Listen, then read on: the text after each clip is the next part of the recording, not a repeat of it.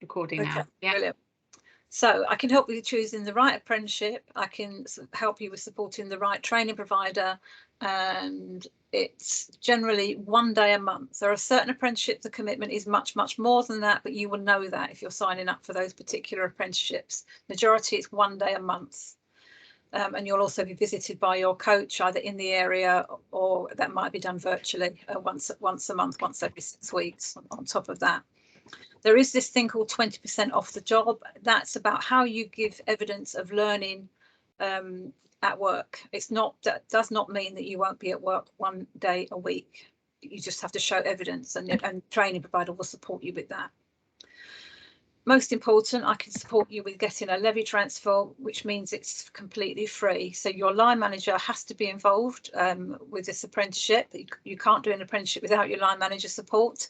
And I will work with them to get a levy transfer. So that just means funds will come usually from a trust that will go straight to the training provider. For some of you, if you work in social care, there are grants available once you've completed the apprenticeship, and that again will go to your employer. I'm not covering all apprenticeships, so if there's an apprenticeship you're particularly interested in, please email me afterwards. My email will be at the end of this slide, and you can contact me afterwards, and we can have a chat on the phone or an MS Teams chat. You will notice there's lots of slides and there's lots of information on the slides. It is a bit death by PowerPoint, but what we're not doing is reading out the detail from all of those slides. Why we've put lots of detail on the slides is because these are going to be sent out to you. So you can find out more detail from reading through the slides at a later date. Say that information isn't meant for today's session. I think that's everything that I need to say. So I think I'm going to hand over to Sharon, put myself on mute, and next slide. Right, okay, so I'd like to introduce Fatma McCullough, who is a care home manager at Bridgeside Lodge Care Home. She has had a number of her staff become TNA apprentices, and now going on to do nursing apprenticeship. So if Fatma would like to unmute herself and have a brief chat to people about her experience and why she would recommend it. Hi, my name is Fatma McCullough. As Sharon said, I'm manager of Bridgeside Lodge, and I can only say and recommend it for everybody who's interested or wants to put their staff for the course. It is an amazing course, and the reason I'm saying that enhance the quality of care and your team morale. And another thing that I would like to say about having TNA, it brings job satisfaction to your team, and the team feels that they're being developed, and there's a room for them to acquire different skills. And even yesterday, I had a staff member coming to me and said, "Oh, I'm now ready. You've been asking me if I'm ready to develop myself. I've had a thought now after 2 years, and I would like to become a nurse." So I said, "Okay, we're going to start this route. What do you think? And have you got an English and maths?" So having those discussions, and the staff feel really heard and listened and felt that, oh, I'm now having a pathway to upgrade myself. And so I think in terms of care manager, having a nurse associate, not everybody wants to become a nurse. It's okay, they can be nurse associate too. Once they are qualified in the building, what the feedback that I've had from the nurses and from the carers is that it actually enhances the team and share those knowledge and skill, and actually there's that a mutual respect from the team that now somebody has transformed from being a carer to become a nurse, and they really feel empowered and supportive of that colleague who just became the nurse associate. And the carers or the nurses will do everything to make sure this person do well in their job.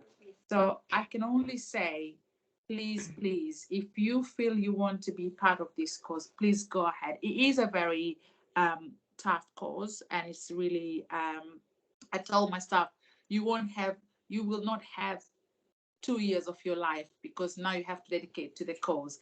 But it is an amazing cause, and please, if you feel you can do it, go for it. Thank you, Fatma. And can I just ask you, the staff members that you put through the course or you've supported, what were they doing before they were TNAs? What was their kind of route into it? Or Okay, so the people that put, so one was a veterinary doctor, and he didn't want to become a vet doctor. Eventually decided to come and work as a care assistant. And then that's how I put forward to become the TNA. And another one, she was a lawyer in her own country, came to England, didn't want to practice as a lawyer, decided to come and work in care. She loved it. And then when offered the TNA and went for it. And another one, she's been a carer for years and wanted to, become a nurse. And so it's about talking to the staff and find out what they really want to be, and offer those causes what they want to be. So I know TNA might not be for everybody, and I think the one person, and I've been honest with the staff. I said, when we do the appraisal and supervision, think of what your future developments that you want to be and who you want to be. So those who want to take accountability and responsibility, you kind of gear them to things that they think they might do it. So it's starting giving them responsibility, and then the opportunity comes, you give them. And there's some people would want to do just other caring causes, but don't want to take those senior roles. Yeah. Okay. Alice, are we asking questions now? Are we going to leave questions to the end, or? I think if anyone's got questions specifically for Fatma related to TNAs, then yeah, go ahead.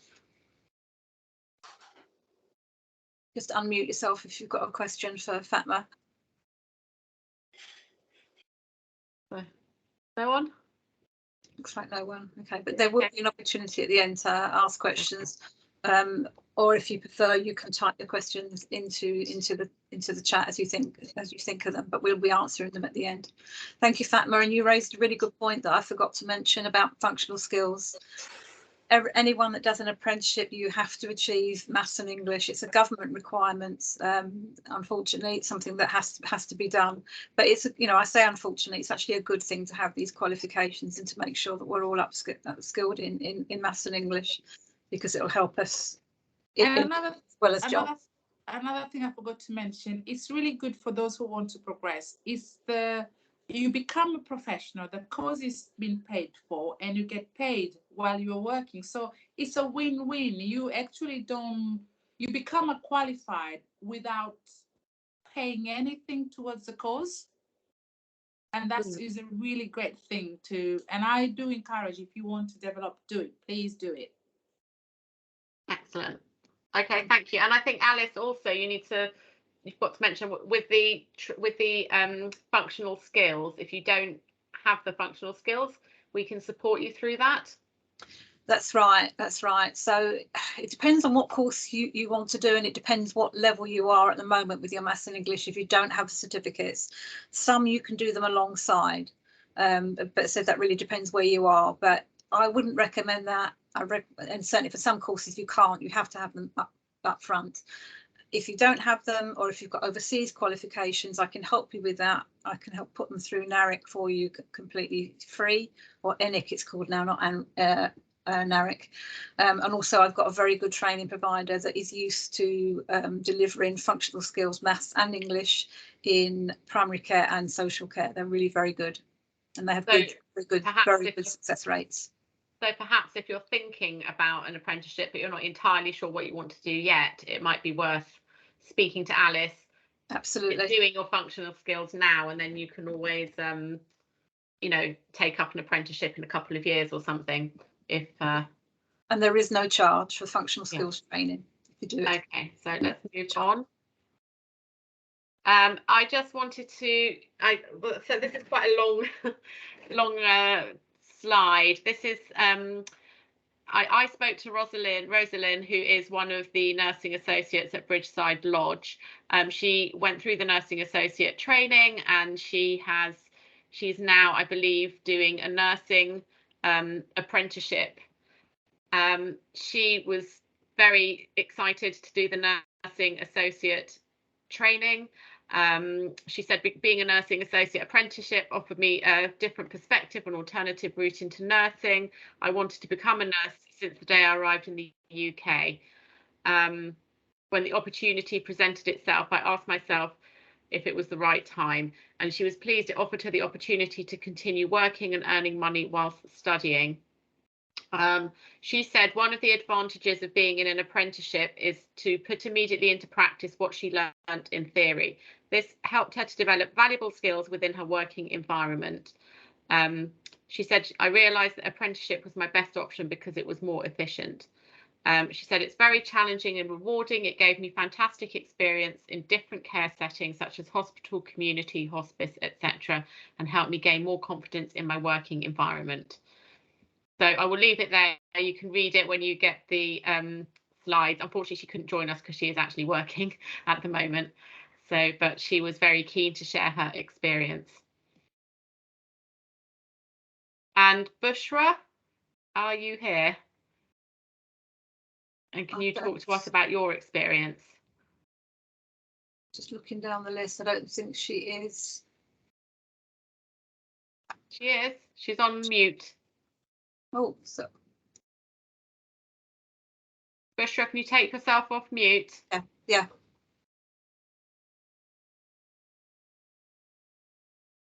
Bushra is here, you're right.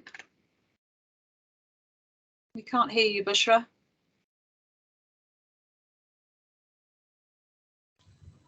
Oh, hi, yeah, can you hear me now? Yeah. I was having trouble with the mic. Okay, thanks. So Bushra, you are a pre-registration pharmacy technician. Can you briefly let us know what that is and why you chose to do that apprenticeship? So I'm currently working in between a community pharmacy and a GP practice. So in a GP practice, it's still a quite new role. And why did you decide to do this as an apprenticeship? I think it's a great alternative to university, like Fatma mentioned earlier. You're learning whilst you're working, and you've got a wide range of professionals you're working with, from like the doctors, nurses, pharmacists. So yeah, you pretty much take on a lot of skills from that as well. And is your role are you part of the week in a pharmacy and part of the week in the GP surgery, or do you do kind of a couple of weeks here and a couple of weeks there? I do 2 days a week at the GP and then 2 days a week at the pharmacy. And because majority of the patients at our pharmacy is from the practice, it's a great link because you're able to deal with the queries within each other, and it's also nice to take away any feedback and stuff from both ends and communicate that with each other. Okay, and so are you partway through your apprenticeship at the moment, or have you qualified? Or no, I'm still in my second year at the moment. Right. So how much studying do you have to do? So you do 1 day a week. It's remote learning. Just a day a week. You cover quite a range of topics, and then it's mainly coursework based, but we also have a skill side where you have to complete a couple units there as well, when you get that signed off by your supervisor, which is the pharmacist. And who's your supervisor in the GP surgery? Is there also a pharmacist there? Yeah, we have a clinical pharmacist at the GP who works, at the GP as well. Okay, so would you recommend going into an apprenticeship? Yeah, I would. I think I'm really enjoying it, actually. It's very different because I haven't actually worked in a GP before, so I don't really know about all the stuff that was happening. I only really had like a patient perspective with like the receptionist and GP contact. So now I feel like I've got a better insight into how the GP works as well. Okay, and you went into this straight from A levels? Yeah, from A levels. So this is effectively, it gives you, and what can you do afterwards? So once you're registered as a pharmacy technician, can you then continue onwards if you want to? Yeah, I can. I think because my role, it's a rotational pharmacy tech, so you can actually work in a hospital as well after this, or you can continue working in a GP or a community pharmacy. Okay, great, thank you. Does anyone have any questions for Bushra? Or you can put them in the chat if you want. I can't see Alice, so if anyone is putting their hand up or anything. No hands Okay. up, nothing in the chat. So thank you very much, Bushra, for sharing your experience. Do you have to go now to your back to work, or? Yeah, I do actually have to. Go. Okay, great. So if I'm anyone sorry has any about that. questions afterwards, just email them through to Alice and then we can pass them on to Bushra. All right, thank you. Okay, brilliant. Thanks, Thank you so Bushra. much for joining us. Bye-bye. Okay, great. So Laura isn't able to join us, I believe. That's right. Okay. Yes. Yeah. Yeah. So Laura is a practice manager in Islington. So she spoke at our last session about her experience with apprentices in the practice, and she was very positive about that. So again, I think she'd be quite happy if you had any particular questions, send them through to Alice and mark them for Laura, and then she can answer them. She was happy to be contacted.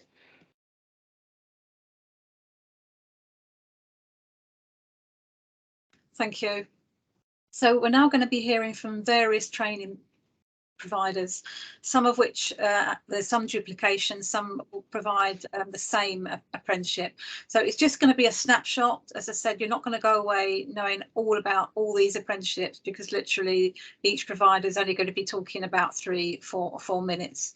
So this is just a snapshot. You will have the detail on the slides. As I said earlier, there's lots of detail on the slides which will be sent out to you later.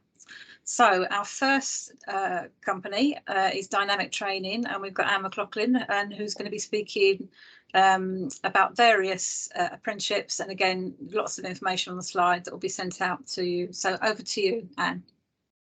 Thank you, and thanks to everyone for attending today. So I'm going to just take you through quite a lot of information, so I'm going to speed through it.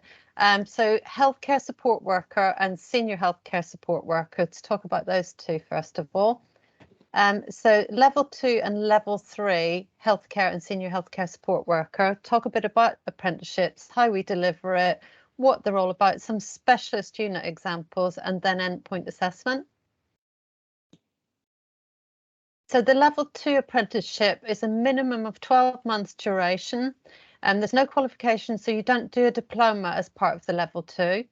You have to achieve the care certificate as part of that, and you would do that internally, and you must achieve level 1 English and maths if you don't already have level 1 English and maths. And I know we've said some bits about functional skills already. At the minute, you must also attempt level 2, but you don't have to achieve them. If you do, well and good. Next slide. So level 2 healthcare support workers, just back one slide, please, would be supervised. So in the workplace, they're expected to carry out high quality and compassionate health and social care for a wide range of people. So working in many different settings, and they would be supervised at all times. And there are progression opportunities available to work up into higher levels depending on your setting. The next one. And level 3 apprenticeships, normally 18 months on programme. Our apprenticeships, you can start at any point throughout the year, so they're not dependent on college or school academic year runs. There's 15 standards which are set out in the care cert at level 3. You also do a diploma at level 3 in the level 3 healthcare support worker, and you must have or achieve level 2 English and maths. Next. The level 3 diploma is a large qualification, and there's a wide range of optional units within that qualification, and that gives that healthcare support apprentice and their employer maximum freedom to pick units that suit the department or area they're working within. Learners must meet the requirements below. So each unit has a number of credits attached to it. So overall, you would have 65 credits. 45 of those all senior healthcare support workers have to do. So those units that are selected to meet that 45, and then depending on what area you're working in, you would pick units to match 20 credits. Induction with us is specific to your workplace. The care cert, you would be doing that within your workplace and then showing us evidence once you've achieved it. You will have study days, so you would normally be working with us during attending a workshop once monthly, and then you may meet with your skills and development coach as well during the month. We run sequence programs, so you'll know the dates each month and your manager will know the date that you're going to be unavailable, and then you will have a date to meet with your coach as well. You'll complete all your work using an e-portfolio, so you put all your evidence and all your work into that e-portfolio. And you will have structured reviews throughout to pick up on your progress and development. So that happens every 10 to 12 weeks, and that's with yourself, us, and your manager, and that just checks on your progress. Then you'll hear about 20% off the job training. It's quite badly named because it's actually any training that you do within those standards related to them, which is within your working day. So we teach you how to identify your continuous professional development and how to record what you do and reflect on everything that you learn. And these are some examples of things that you can use for that 20% off the job. So workshops with us, that might be a whole day. If it's someone who's come in new into the workplace and they're learning everything up front, their whole induction at the start becomes part of your learning because it's all things that you need towards your standard. It may be things that happen within your work, like your mandatory training, shadowing in another department, maybe something that you do within your work role where you need help and you've never done it before. And we teach you how to use all of that and put it in towards this 20% off the job. And that mounts up over the course of your apprenticeship, and you must record it. So we teach you and support you on how to do that within your work. And then when you've completed everything and we're all satisfied that you've signed off all your work and your manager feels that you're competent in all the areas and all the criteria that you've been working on, you would reach your gateway to endpoint assessment. Endpoint assessment is carried out by an independent organisation who will come in and book in to come in and see you and take you through the different elements of assessment to achieve your qualification. So endpoint assessment for healthcare support workers consists of a multiple choice test, an observation of up over the final months on your apprenticeship, and you submit that to that endpoint assessment organisation, giving examples of things that you've done as a competent person. So you'll be aware of what they're going to interview you about because it's evidence that you've given to them. On completion of this apprenticeship, that individual will be competent and a job-ready healthcare support worker. The apprenticeship standard provides a high level of description of the skills, knowledge, values and behaviours required of that healthcare support worker, and that apprentice is within that trust or that job. It may be bespoke to that actual trust.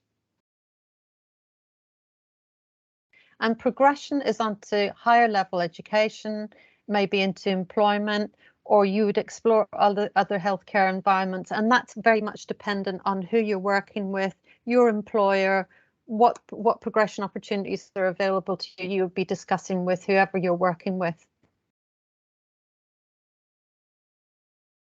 And then adult care worker level 2 and adult care worker level 3. Similarly to the healthcare support worker, the level 2 is a 12-month minimum duration. Level 3 is 18 to 24 months, depending on which area you're working in and your employer and what's agreed. And then again, 20% off the job, similar to with the healthcare support worker. Gateway requirements for the healthcare support worker: you must have the care cert. You would have completed the level 2 or 3 diploma in care. You would have functional skills level 1 or 2, according to which level you've completed. And you'd have evidence of practice. Mock situational judgment tests and professional discussions would have to be gathered. And then for this apprenticeship, you also have to gather testimonies from patients and relatives, and our coaches and development coaches will help you to gather that as you go along. So you'll be well prepared for all of this before you get there.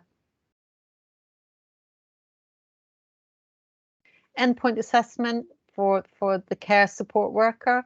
Both have situational judgment tests prepared all through the qualification, so practice papers online. You have professional discussions, also practice throughout the qualification, and testimony from patients and relatives is gathered, and we support you to have all that evidence in place.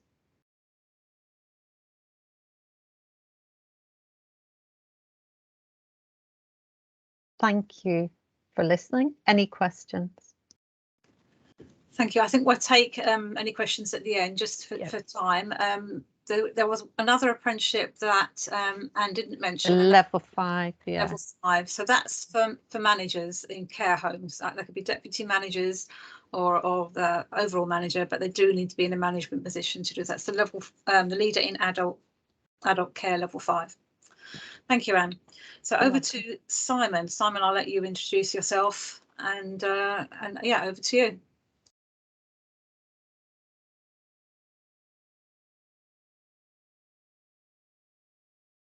Are you there, Simon?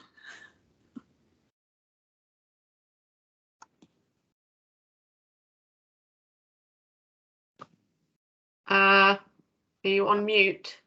Can I unmute him? Well, I can unmute it. Yeah, I can unmute. No, it only lets me mute, which is weird because he's already muted. Okay, maybe Simon's in a call. Certainly you're here, Simon, but I'll do your slides unless you appear. So Simon works for Community Matters, and they offer lots of different apprenticeships, as you can see here. The healthcare support worker level 2, the senior support care worker level 3, and so those are obviously the same apprenticeships that Dynamic offer. So this is what I would say, and I'll be working with you to find the best employer for you. They also deliver the community health and wellbeing worker. That's a level 3 qualification. It's a new qualification, and it's for people who are in the similar roles to like a care navigator. So again, it's very much about the role that you're doing. They also do a learning mentor and the business administration course. And the beauty of Community Matters is they're very experienced in delivering in primary care. That is their speciality. They also deliver in social care as well, but they are unique in that way that they mainly deliver to primary care and social care, and they deliver in conjunction, I think that's the word I'm looking for, with Royal Free. So quite a unique company and quite small. So, and I think that's an advantage really, because you can always get hold of someone. So that's Simon. That's Community Matters. And who is next? So next is Peter Waddle from Cheri Simmons. And they are not here today because Peter is abroad on holiday. He had every intention to join today, despite me suggesting that it really wasn't a good idea because he's on holiday in Corfu or somewhere exciting like that. But in fact, the internet isn't very good where he is. So I am Peter Waddle today.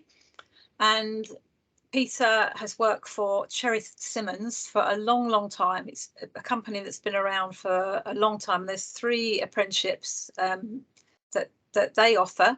They offer a lot more, obviously, but in terms of NCL, it's the team leader level 3. You don't have to be a manager, but you have to be certainly supporting staff. So if you're a shift leader, if you have a manager that will support you in managing other people, you can do that team leader. Really good apprenticeship. There's also the level 5, so you do need to be more of a senior manager if you're doing the level 5. It's actually a department manager type role. And then you've got the level 7, which is again for the very senior leader, and that's again, you've got to be usually a senior leader for a couple of years, so we're talking quite senior. Can I have the next slide, please? So I think the next slide is just a little bit about Cheri Simmons. Say they've been in company, they've been around for a long, long time, and they provide leadership, as you can see, management apprenticeships with ILM. ILM used to be called City and Guilds, but it's now ILM, or is it the other way around? Can't remember. But they're a very good awarding body. And again, Cheri Simmons have got vast experience of teaching, of delivering in primary care and social care. So again, that's the beauty of them. Yeah, that's the next slide. There are quite a few slides here, and I'm not going to go through them all. So apprenticeships are for people in existing roles, they're also for new recruits. We listened to Bushra earlier, who I believe would have been a new recruit coming in to do an apprenticeship. But apprenticeships are also available for existing staff. And the beauty of it, you know, your pay doesn't change, you still stay on the same pay rate. So, and as I think it was Fatma, or was it Rosalind was saying, you know, you're studying, but you're getting paid at the same time. So it kind of is that win-win. Again, I think Fatma said that win-win. The next slide. So I've briefly gone through this already, but so the team leader, you don't need to be a manager, but you do need to be supporting staff, and you do need to have a supportive manager that will support you to support other staff, if that makes sense. For example, you will have to set objectives for a colleague.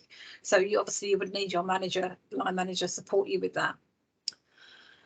And the level 3 is more of the department type manager. So certainly a deputy manager in a care home could do that, or a manager. Likewise in a GP practice, certainly a manager could do that. And the more senior ones, senior managers, will be able to do the level 7. The level 7 is equivalent to a master's, so that's quite a big qualification. Next slide. So with any apprenticeships, what they will do is first have a look at your job role and make sure that you are able to do the apprenticeship. And that alludes to what I was saying earlier. If you're not in the right role, for example, if you're not a department manager and you want to do the level 5, you know, we're not going to set you up to fail, because you won't be able to achieve it. So it's important we get that skills audit at the beginning absolutely right, that we can find out exactly what it is you do, and are you able to actually achieve this apprenticeship within your role. It may be that your line manager can give you what we call stretch opportunities, enable for that to happen. So it's really important that we have this. It's not just necessarily a no, you can't do it. It's, are there ways that you can do this? You know, can we get your manager involved to give you other opportunities? Next slide.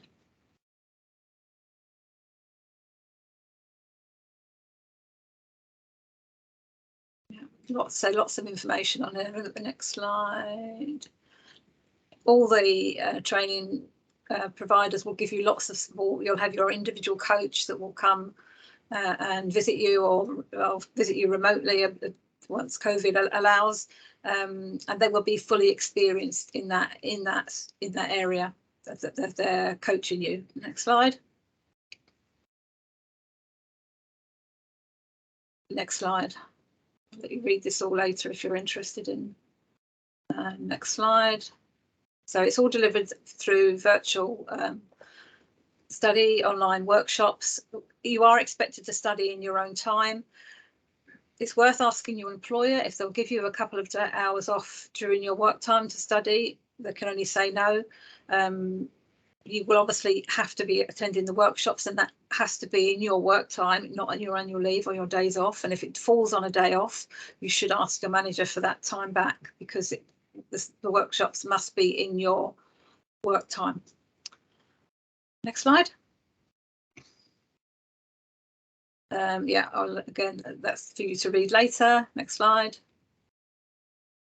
And that's a picture of Peter. Can't see, he's not here with you, but there's a picture of him today, and he's worked for the company for quite a long time, and he will be, if you did any of these 3 qualifications with Cheri Simmons, he will be your coach. And as I say, they've got a long history of working in primary and social care. Next slide. Yeah, I think that's the next training provider that I think is Arden, if I remember me correctly. Yes. So Stacey, I believe you are here. I'm going to hand over to you and let you introduce yourself. Brilliant. Thanks, Alice. No problem at all. Well, hi, everybody. Lovely to be here. I am Stacey. I'm the Director of Corporate Partnerships at Arden University. And Arden University is a university based actually in the Midlands, but it's a global university and it's very proudly digital first.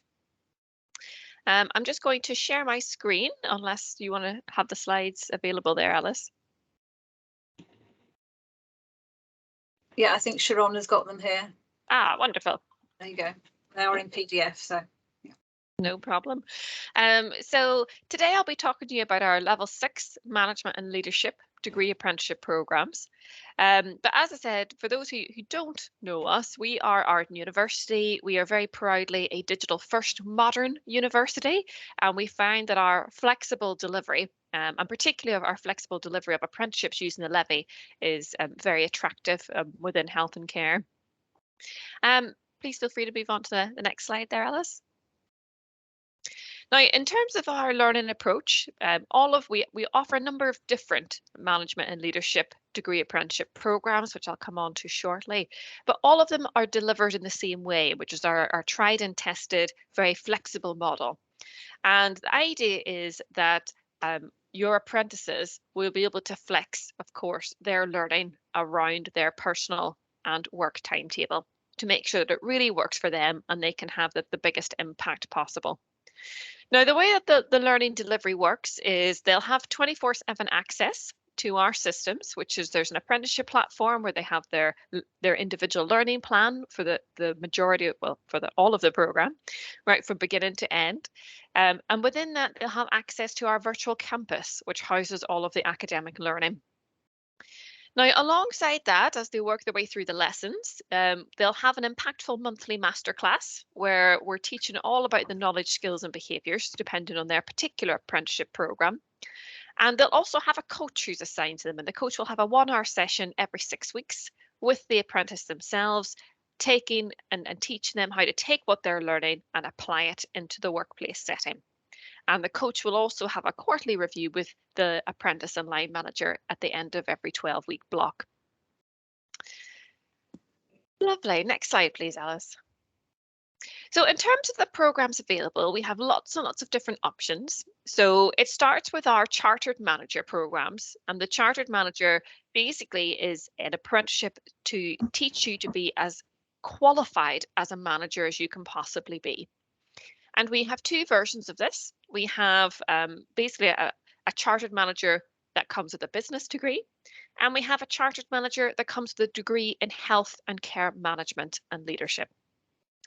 Now, the business one is focused for those who are in management roles, who have very kind of commercial elements to the role, so kind of finance and data and predictive analytics and project management, etc. Whereas the Chartered Manager Health and Care Management is for those who lead health and care practice. And with that one, you'll not only get your degree, but your NHS Leadership Mary Seco as well, and of course the CMI diploma and accreditation. We have fast track versions as well on both of those programs if you have staff who've already done, say, a level 5 and are looking to top up into the level 6 program. And then alongside those, we also have a level 7 program, which is actually then based on your senior management and your senior leaders. And that program has an MBA within it. So when they complete that program, not only will they be a really fully qualified senior leader, but they will have a very powerful qualification with that too. And then we also look at change transformation and supply chain leadership. So as you can see there, we have the level 6 project manager degree apprenticeship and the level 6 supply chain leadership degree apprenticeship too, for those who could benefit from those skills in change or supply roles. Next slide there, please, Alice. Oh no, have I lost it? Oh, maybe that's come to the end. No. Yeah, okay. You got this? Yep. Okay. So this is just a very high level. Obviously, we can't go. I haven't gone through all the programs here just because of time, but just so that you know, our university are huge on employability skills and how much impact we can make in the workplace. And for that reason, we'll try and tie in as many qualifications and accreditations as we possibly can within our programs. So just to make you aware that all of our programs either come with dual or triple accreditation. Now, what that means is not only will they complete the apprenticeship, they'll complete a degree, they'll complete obviously a professional qualification alongside that too. So they'll get that as an add value. So that'll typically be a diploma at a level 5 or a level 7, and they'll also have the accreditation as well, just for that kind of career recognition. So you get a lot in terms of value. Next slide there, please, Alice.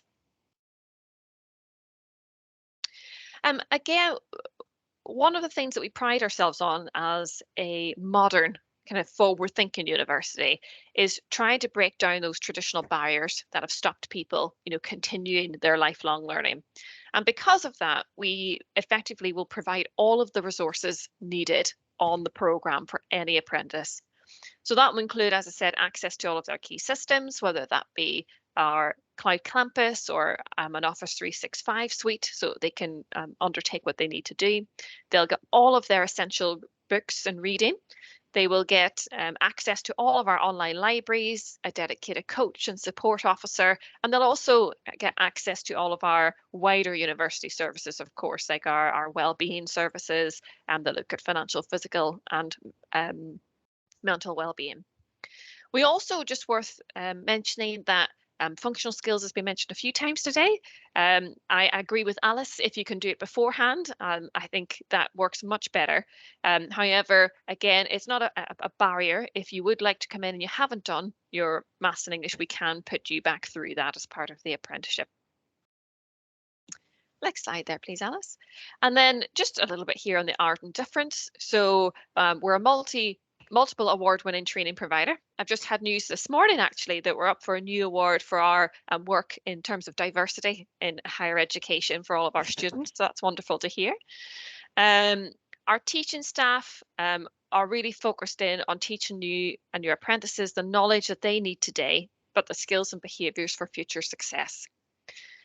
We have inclusive entry criteria. We will do free NARIC checks on any international qualifications. So again, no unnecessary barriers there. We have our digital first model, which works really well within health and care. The lovely thing is, no matter where your staff are, it's a same consistent experience for everyone, regardless of time and geography. And as I said, our programs are dual or triple award, all within the levy bandings. So you're getting that excellent value for money and all of your textbooks and resources included. And I think that's it from me. But if you would like to contact me, please do so at degreeapprenticeships@arden.ac.uk, or you can ring that number. And actually, that's wrong. It's option 3, but you just pick the option for degree apprenticeships and you won't go wrong. Thank you, Stacey. That was very, very good. I just wanted to say, the astute amongst you would notice that Arden deliver the level 7, as do Cheri Simmons. And I just wanted to clarify the difference between what they provide, and that's the MBA. So if the MBA is important to you, then you would need to do that with Arden. If you're not bothered with an MBA, if you're not even sure what an MBA is, then obviously it's not a priority for you, then you would do it with Cheri Simmons. The MBA is no longer part of the apprenticeship, so it's not actually funded, but Arden still offer it, because for a lot of people, having the MBA as part of the level 7 senior leader is important to them. So again, that's why you would talk to me if you wanted to do the level 7, and we would find the correct training provider for yourself. Just 2 training providers left, but I'm going to be delivering both these presentations. Again, lots of slides, but I won't be going through all the detail. So the penultimate company is Provec, and I'm going to be Jez Nelson for the next 2 slides. And the apprenticeship they deliver is the project management level 4. Thank you. So they're a very good company. These guys have been procured to deliver project management, associate project management level 4 and the higher levels as well to the NHS in London, essentially. And they're experienced in delivering to the NHS, so they know the NHS well. And if you were to come on to this project management course, you would be working with other people in the NHS. You would be on a cohort. It's quite an intense course, even though it's just a level 4, which is kind of foundation degree. It's really very intense. You have to be working on projects. So you do go to the next slide, Sharon. You have to be working on projects. If you wanted to get into project management, but you're not currently working on projects, it's not the end of the world. You can do another apprenticeship, and I can support you with that. And that's called improvement techniques. Improvement technician. That's a level 3. So if you want to get into project management, but you're not working on projects, you can do the improvement technician. So again, speak to me, arrange to speak to me after this, and I can tell you more about that. Because the associate project management apprenticeship, you must be working on big projects in order to undertake it, because all apprenticeships are very vocational and it's about the work you do. You can see on the slide, these are all the customers that Provec currently work with. Lots of different companies, but as I say, they do specialise in the NHS. Next slide. They have lots of cohorts starting throughout the year. I believe they're busy now until July. So if you wanted to come on, the next start date would be July. And they're working with over 40 trusts and expanding all the time. Really a very good company. Next slide. If anyone actually wanted to really talk, find out more about Provec, you can book onto an individual information session. I can send you that it's delivered by Provec. I can also probably get you to talk to some colleagues who are actually on the course as well. It's really important with any apprenticeship that you do, you find out exactly what it is you're signing up for, because they are on the whole quite intense. They're not just, a couple of weeks course. They are always more than a year, and sometimes much longer than that. That's probably all I want to say about project management. Let's just have a quick look through the remainder of slides. Sharon, if I've missed anything. No. Oh, it's 14 months long, this apprenticeship. I didn't say that. Next slide. Very high pass rates. There is a PMQ, multiple choice at the end, and yeah, 72 pass rate, which is really quite very good. It is quite tough. And the final company, I believe, is a college. So Steve Lee can't be with us today, and this is Newham College, and we've only been working with them quite recently, really. And we don't have to procure our training providers because we are not levy payers. That's complicated to speak that I didn't really need to talk about, but anyway, but we did go through a procurement process for our digital apprenticeships. So Newham College were the chosen company, college, to deliver any digital apprenticeships. They also, when we were talking to them, they also deliver the business administration with medical terminology, level 3. So quite different, but anyway, so again, if you're interested in those, do let me know. If we can have the next slide, I can give you the detail of which digital apprenticeships. So that's Steve Lee. I'm not Steve Lee, but I'm trying to do my best. Next slide. Okay, next slide. So these are the kind of apprenticeships that you could do. Again, you've got to be working in the digital world to do these. So there's a data technician for level 3, digital support technician, information communication technicians, ICT, IT solutions technicians, cyber security, very important at the moment, certainly in the NHS, and a digital marketeer. That's probably, although it's bottom of the list, it's actually quite a good one for if you're working in GPs. The level 4, there's the digital accessibility specialist, again, very important with COVID, business analyst, data analyst, and application support lead. Again, as I've said, this has got to be part of your work. It can't be, oh, I want to get into digital apprenticeships, I want to get into digital world, what can I do? You've got to be it has to be part of your role. And next slide. the business administration. So this is exactly the same as the level 3 business administration apprenticeship. You've got to be working as a business administrator, but the beauty of this course offered by Newham College is they have that medical language that they will medical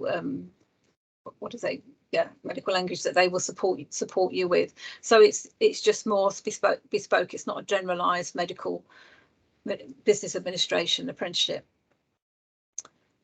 and it's 18 months long. Next slide. Okay, and next slide. I think we're at the end.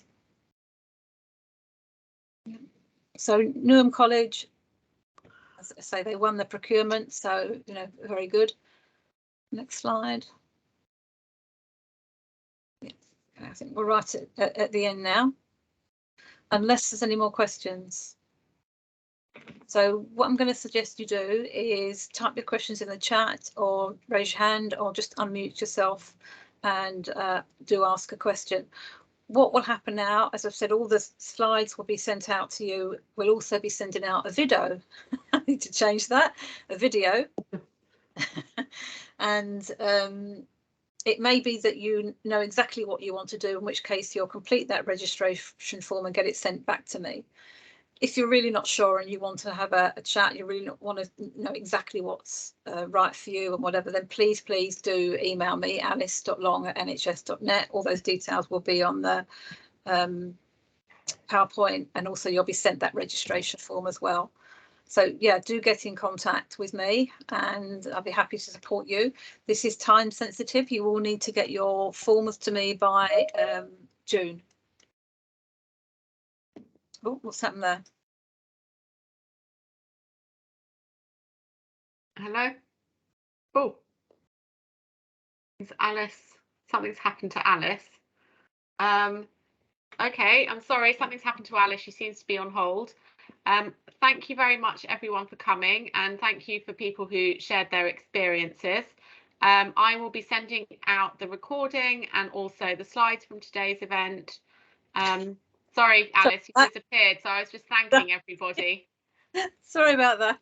I'm afraid I'm going to have to rush. I've got another meeting. That's fine. That's fine. I can stay on if there are any questions. Okay, I just said I was going to send over slides and the recording from today's event, and please ask Alice if you've got any questions. And as we said, she can contact various people if you want her to. Okay, I'm going to leave. So Fatma, thank you so much, Sharon. Fatma has a question. Yeah. No, it's not a question. Just Alice, when is the next? Are you able to email me the next cohort of the apprenticeship for TNA? Because I have my one who wants to join in, but I know I've just told her to. It's actually at the moment. The advert is coming out at the moment. It starts in October. So anyone that is interested in doing an apprenticeship at TNA, let me know and I can send you the advert. Yeah, because the only thing that she has not done, she doesn't have the English and maths. So I said you have to now do that before they assess. Absolutely, you. that's right. Yeah, that's right. So I just need to have the date so she have like a. It should be too late, I'm afraid, because they are doing the. Should be too late for the October. So the next one will be March. But March next year. If you need support with the maths and English, yes, I can help with that. Because send me the details so that she can do that. Yeah. Will do. I will do that. Yeah. Right. Thank you. So I can organize for her. Thank you. Thank you. Right. And if there's anyone, I think there's still a few people here. So just to say, if there is anyone that's interested in doing the TNA, let me know and I can send you the advert. So you could be working in a care home and you want to be a TNA. You can do it as an external member. You can apply an external apprenticeship. So thank you, everyone. Thank you. I will close the meeting. I don't think there are any questions. So do get in touch. Thank you for attending.